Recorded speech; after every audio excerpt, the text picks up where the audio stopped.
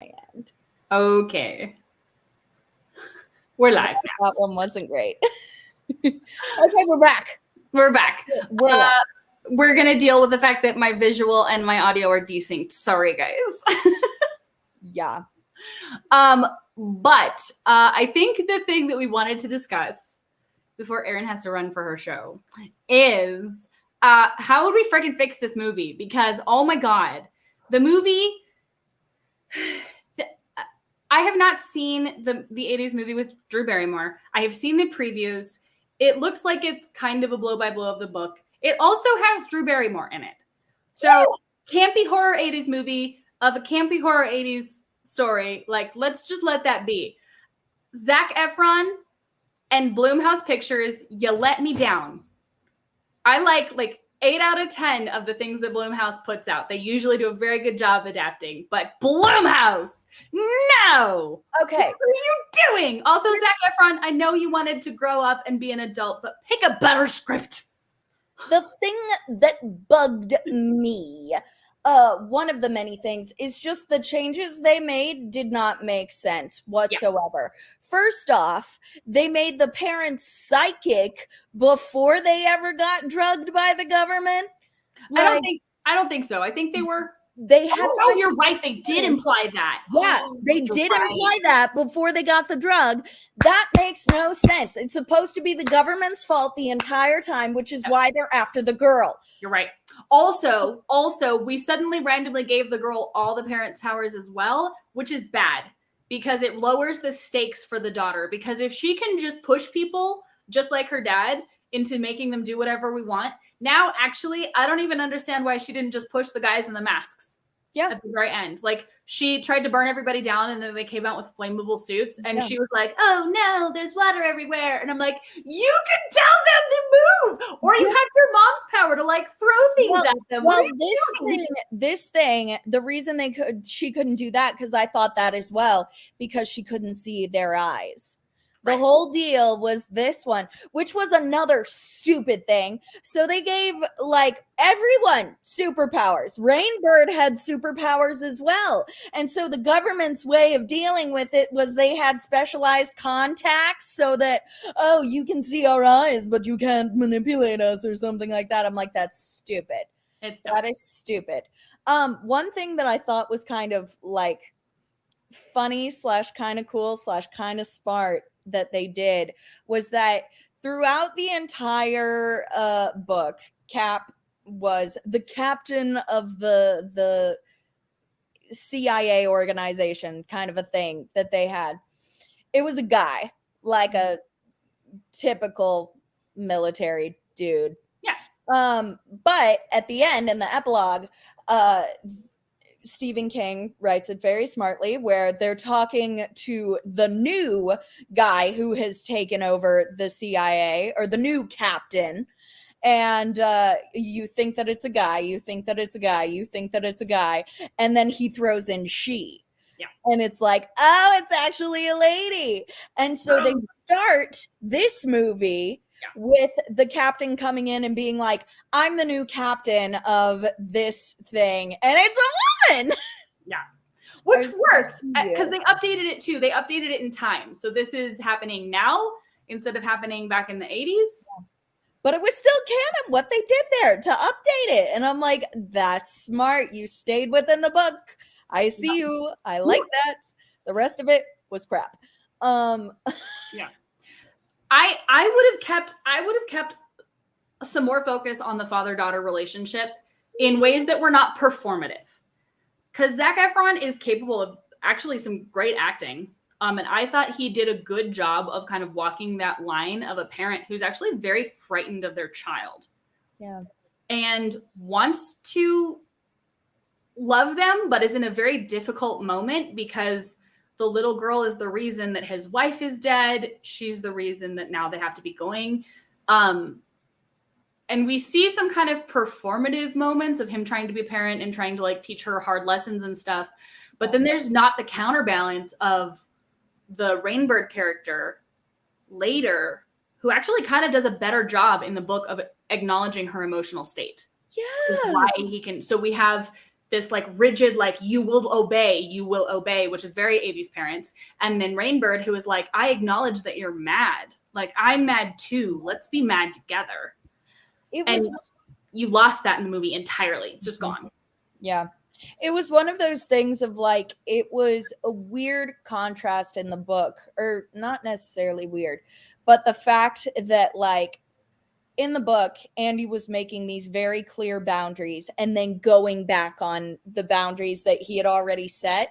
And you could hear in the book his mind being like, oh, this is bad. I could tell in the book that he felt like a shit parent. He did. He really did. Yeah, you could hear that, and how he was just like, what I'm saying is wrong and bad and confusing, and I can't, but he's just so tired because he's also, because the thing that they kept bringing up in the book, which I thought was so beautiful, is that he's like, I would have killed myself long ago because this whole psychic thing hurts and sucks.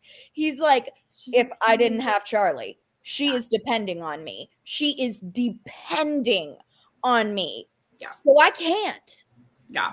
And that like heartache of being tired and wanting to be there for your kid, but also being like, I'm just kind of done with life. I think that's very relatable with responsibilities that people don't want. And that was also gone in the movie.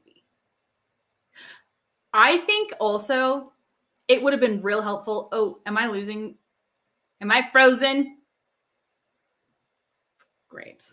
Hold on, guys. Pause. It wouldn't be an uncanny stream if there wasn't some sort of streaming issue.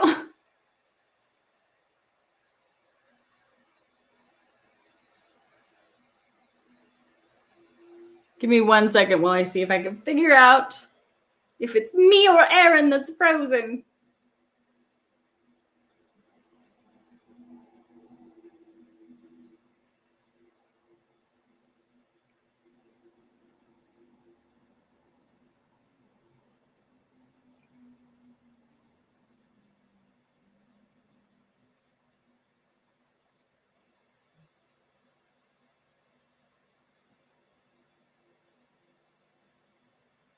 All right, I think I lost Aaron. Boo! Hold on, guys.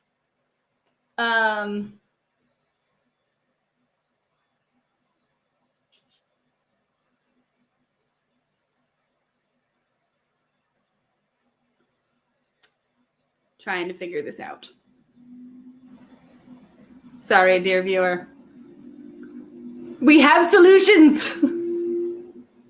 Dear Bloomhouse, next time you're adapting, just give us a call. We'll be like, hey, I got you, boo. We're going to get this to a nice, tight 90 minutes. We're going to go ahead and update it to current day so it's cheaper. And still get all of the amazing dynamic characters that Stephen King gave you in this book that you owe everybody to not mess up. I'm going to try to give her this link again.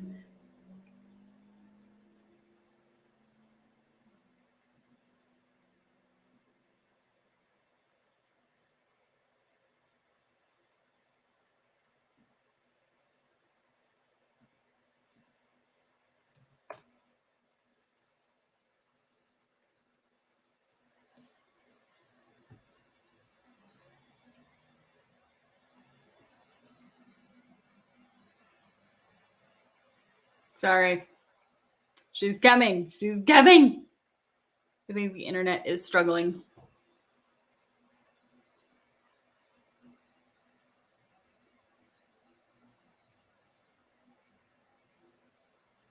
Everybody scroll Facebook or Instagram or whatever it is that people scroll these days. I don't know.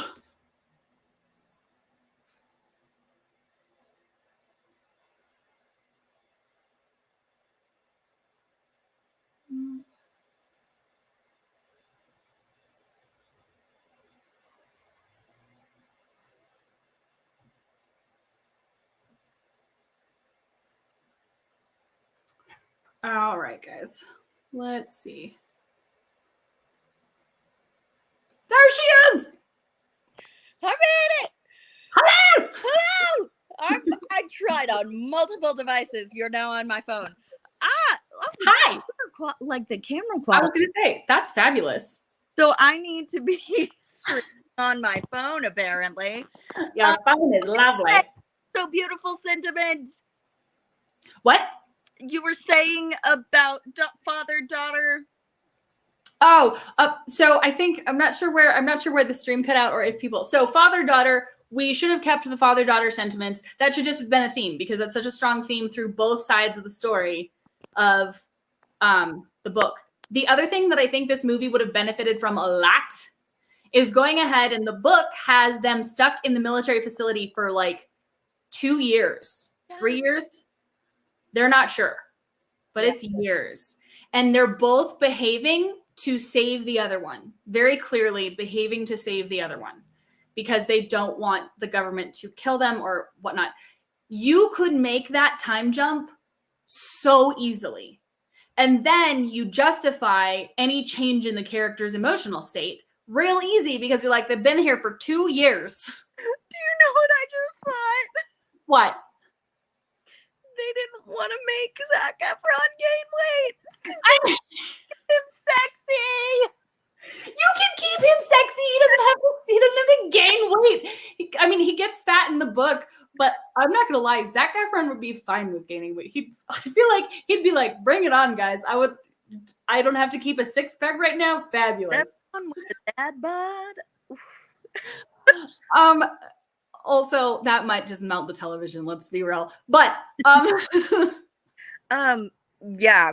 So you don't change a ton about how you did the ending, but give it some time so you can make the little girl get bitter or whatnot. It was weird that she wasn't there, because if you're gonna make her like be living in the woods, she's gonna become like a feral, like fire burning cat or something. Like that's weird. Let her be captured too. Yeah, I don't understand. That's not a child. You're like, the government was not concerned that this 8-year-old child would die in the woods. Right? And it's okay. Like, still give Andy and Zac Efron's character that moment where he stands up to try to fight Rainbird to protect his daughter. Like, that was a beautiful moment. I was like, yeah, go get him. Yeah. But he has to fail for the story to continue. So let him fail and let them both be captured. I don't understand why we didn't let them both be captured. Yeah, that made no sense to me. I don't understand why they had to change the Rainbird character when it was as brilliant as it was. Unless just to make the female captain character beef her up. But it didn't help beef up her character. It just helped beef up her plot lines. And I think this gets missed in adaptation after adaptation. Now that I'm looking at them all critically, we confuse plot points with character development, and the two are not equivalent. Mm-hmm. You can do a lot of character development in like 2 minutes. And if you want to cover a lot of plot room in 2 minutes, you got to do exposition, which is boring. So give me the character development. Tell me what the character wants, what the character needs. And now I understand what's happening. Yeah. And it made so much sense, like with why Rainbird wanted to feel like so. I'm just so mad. Let me see what else do I have on my notes besides it doesn't make any sense. Yeah, I think they could have still kept the movie. 90 minutes is a short amount of time to condense this book, but I think if you cut some things, like cut the farmhouse, that's actually not important. In the way they adapted it, cut it. Because them going to the farmhouse with that guy and lying to him, and her being able to hear his dead wife's thoughts, that was not important. Yeah. In the way that they adapted this. Do you know what made me upset? What did I say? Also, why is everyone already psychic? Then what's the point of life? Right. Exactly. Why have it all if they were already psychic? And why no massive epic farm fight scene? And I wrote in my notes, I was like, why is there no epic fight scene at the farm? Probs because they're saving it for the end. And they didn't! Right. Yeah. though? So there's supposed to be this massive fight scene at the farm where the government tries to come get Andy and Charlie, and it's supposed to be like their last stand to try and escape the government. And like literally Charlie eats their lunch, lights everyone and everything up. Why? Because she can't control it. But epic. And there were things where I'm like, yes, it would be graphic, but also it's Stephen King. Let things burn, let people burn, let them burn. Well, you can also edit it so that you don't see it. Like you can have the people screaming and you can see the fire in her eyes and you can hear the animals screaming and you can like put smoke and have her coughing because it's like you can make people feel things without showing everything. You don't have to high budget it. They high budgeted her burning all the people in the compound and it was dumb. It just didn't, it was not satisfying at all. Also, do you know what pissed me off? Is that she did not light up the man that killed / tried to kill all of her family when he presented herself or himself to her, literally got down on his knees and was like, kill me, versus the secretary, the rando, very nice secretary lady who was like, I'm not here to hurt you. Right. And like, liar, liar, pants on fire. Right. Scorches her to the ground. It's like, she was a nice lady, but you're not gonna kill the murderer? Yeah, it was weird. And this is why, like, that's what I said. That's what I mean by plot points. Like, this was the plot point was she burns everything down. Right? It doesn't have anything to do with her character development. In fact, it messes up her character development. Yeah, because it's a concrete building. Yeah. So we've got another book coming up next month, or I guess this month now.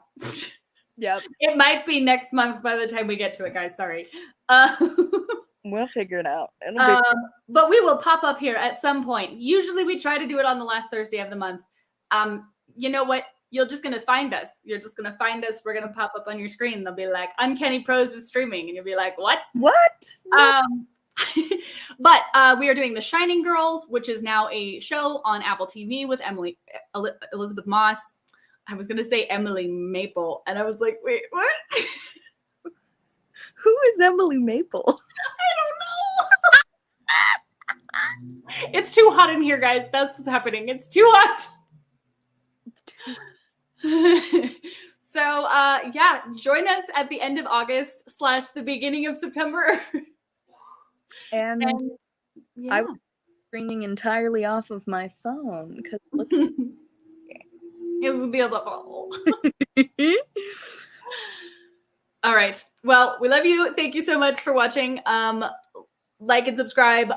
Tuesdays we usually stream on our Twitch channel for our Monsters of the Week tabletop RPG game, but we are on our summer hiatus, so there's hiatus for 2 more weeks and then we're back the last week of July. So that's that. Love you. Happy reading. As always, if you have suggestions for books that we should read, invent, and watch, and in that order maybe, message us, let us know. And that's about it. Have a great weekend. We'll see you guys later.